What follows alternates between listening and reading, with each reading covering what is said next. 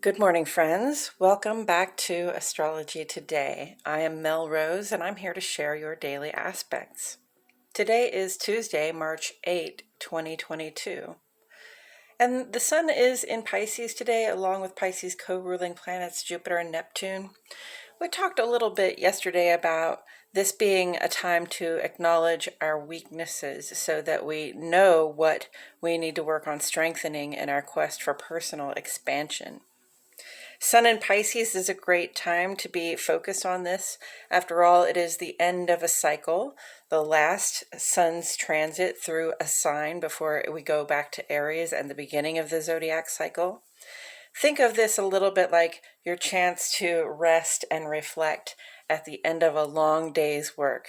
At this time, we have the creative capacity, the critical capacity to know exactly what could have gone better, and the creative capacity to dream up more efficient or a more easy approach to the next long day's work.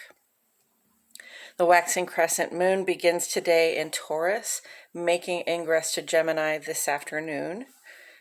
So in our hearts and homes, we've taken the time to feel grounded and secure, and now we can begin to communicate, plan, dream, and create.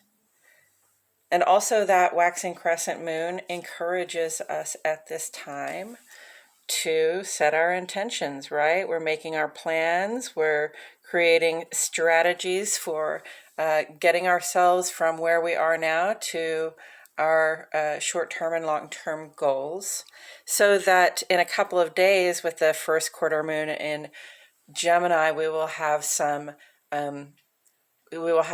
plans on which to act, right? So we'll have some idea of what we need to do in order to culminate that goal.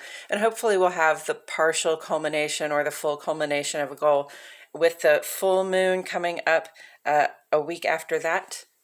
And that'll be a good time to celebrate. Okay, I'm going to go ahead and get into the aspects. I just want to remind you there's a legend on the side. Most of the symbols that are on the page today are in the legend on the side. So if you need a word to go with a symbol, please check there. Otherwise, I'm going to explain everything as I go through. And I've divided the page into two columns, as you can see, one for each of our luminaries. So the moon sheds light on our inner lives. This is how it feels to be in our bodies, our hearts, and our minds, those things we think, feel, know, and intuit, but don't necessarily ever get expressed. And also who we are in our home life, in our domestic sphere, with those that are there with us. The sun sheds light on our outer lives. This has a lot more to do with who we are when we interface with the public, who we are out in our work life, social and civic life, that person that people first get to know when they meet us. That's the outer life. And I address the sun and the rest of the planetary aspects over here because they're longer than these really brief lunar aspects, and they have more to do with what gets expressed in the outer life. And we start with the moon today, friends, Central Standard Time at 8:04 in the morning. The moon makes a square with Mercury. So moon and Mercury, this is, your inner life, how you feel. And Mercury is about thoughts, plans, and communications. So, it really has us feeling like communicating, feeling like making plans, wanting to have a conversation, but there can be a challenge come up. That's what the square aspect says. So at this time, we might experience some self-doubt, some insecurity, and those things can confuse our plans and communications, our ability to make plans with others. So, that's okay to notice that you have self-doubt or you feel insecure about a choice that you're making. Still have the conversation, especially if it's with a trusted loved one. And my guidance always is, if you don't know whether to change the plan and you're fine with the plan as it is, just stick to the plan, right? Okay, so then at 8:35, the moon makes a trine with Pluto. So these are really like overlapped, right? This one happens from basically 8 to 10 a.m. and this one happens from basically 8:30 to 10:30 a.m. So we're dealing with some self-doubt and insecurity, and then we come into this trine aspect with Pluto. Our inner life, our private self, is in aspect with the planet for transformation and evolution.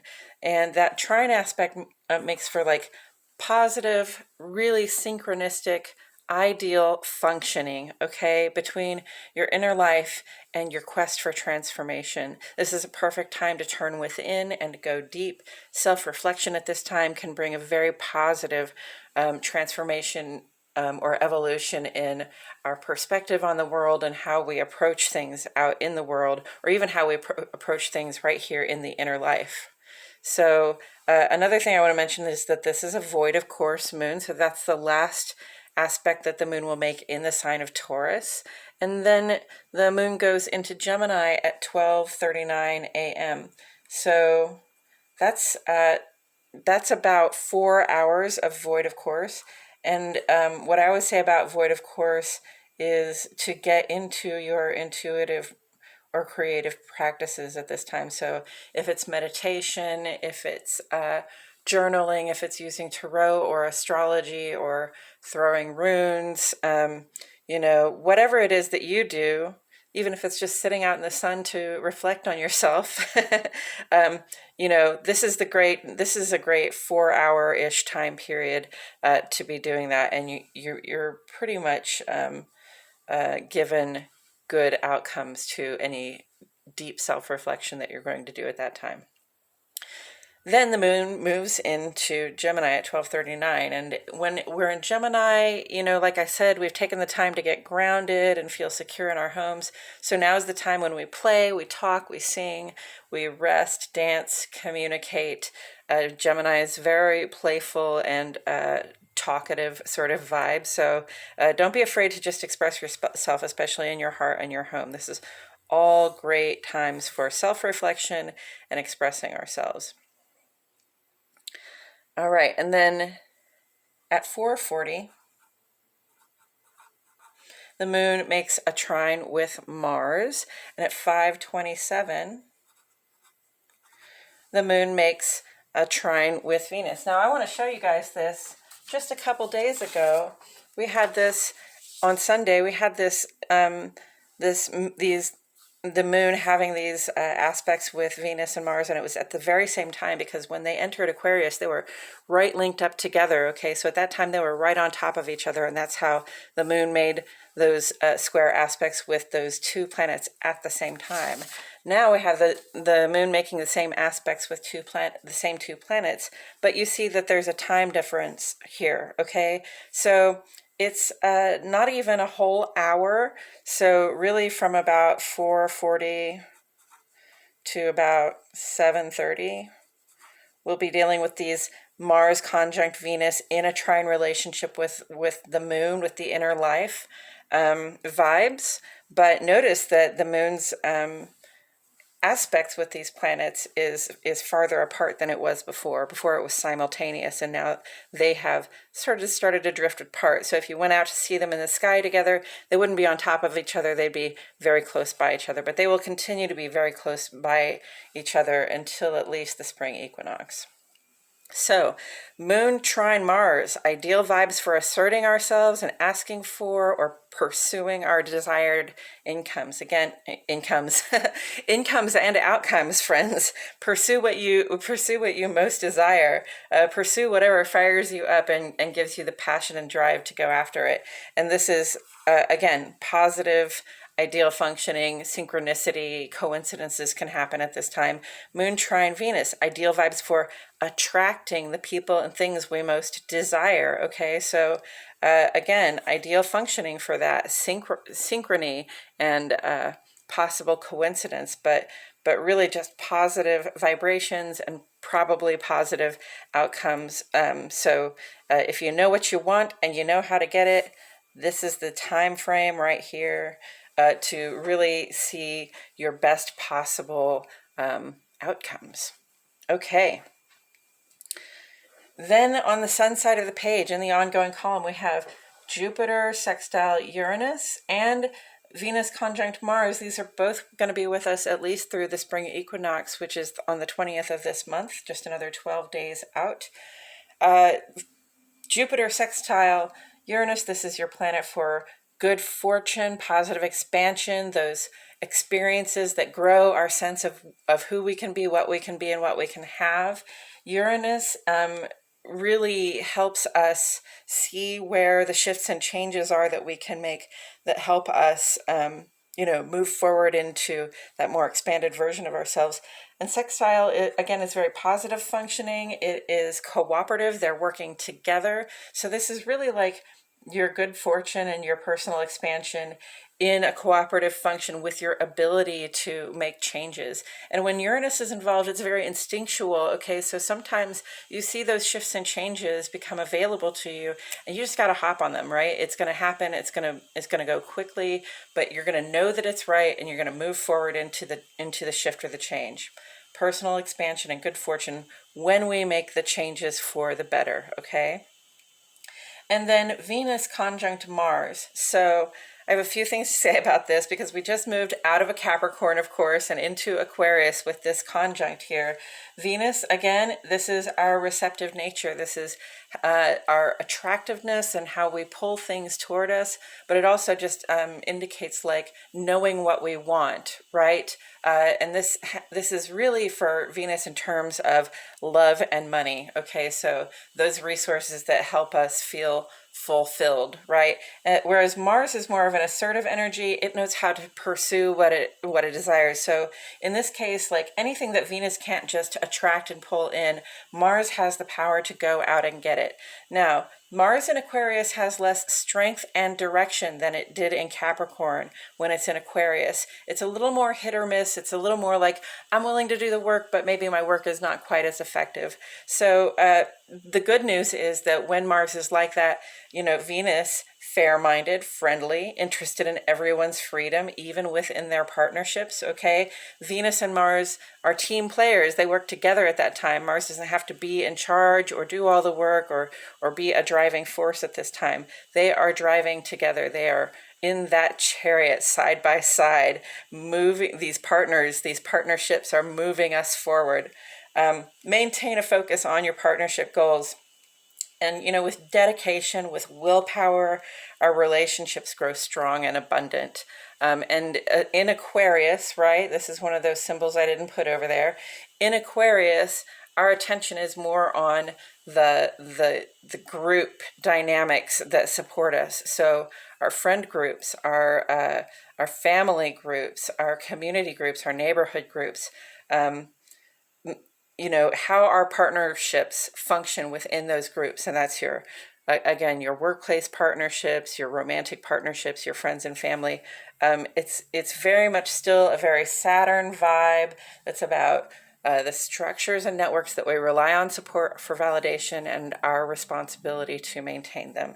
So again, remain focused, dedicated, use willpower as you work toward those relationship goals, and you'll see how your partnership can really benefit your larger groups as well. Then, coming up tomorrow, Mercury will make ingress to Pisces. So again, I want to mention that right now, Mercury's over here in Aquarius. And see, Venus and Mars together are kind of at the beginning of Aquarius, and Mercury's away at the end of Aquarius, so they're not really conjunct, they're not really right together, but they are in the same sign. So, this is having conversations and making plans about how to receive what we desire, how to pursue what we desire in terms of our partnerships within the framework and the goals of our partnerships. So, don't be surprised if you're having some of those communications right now. It can be a little bit of an intense effect as it comes to the end of its transit through Aquarius. And then it makes ingress tomorrow into Pisces.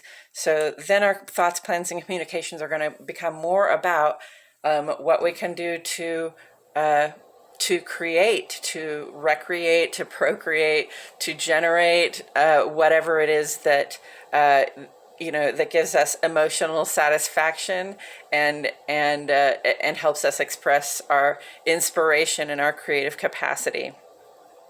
And then on Thursday, we'll have that first quarter moon in Gemini, which, we move into Gemini today. So we'll move from setting intentions to actually doing the footwork and acting out our plans so that we can hopefully have some culmination of goals around the full moon a week after this. And then, we'll have a time to celebrate while the moon is full. And then Sun conjunct Neptune is coming up on Sunday. Sun had a conjunct with Jupiter earlier this week, and very good luck vibes. I wanted to give you guys the update because I did buy my lottery tickets. I won $5 on the lottery that day, so I consider myself a very lucky person. Sun conjunct Neptune is going to be more like the spotlight on our inspiration, our connection to spirit, and our connection to the human collective, but also, our connection to ourselves and our creative capacity there. So those are the aspects for today. I appreciate you all being here with me. 16 minutes in. If you're still here, why don't you give me a thumbs up, like my video, subscribe to my channel, click the notification bell. I post every day one of these daily aspects. And sometimes they're busier like this, and sometimes they're less busy. If you have any thoughts about this when you are looking at it, if you have any questions for me, or, if anything comes up for you, please feel free to leave a comment below. I will see your comments, and I'm happy to respond to them.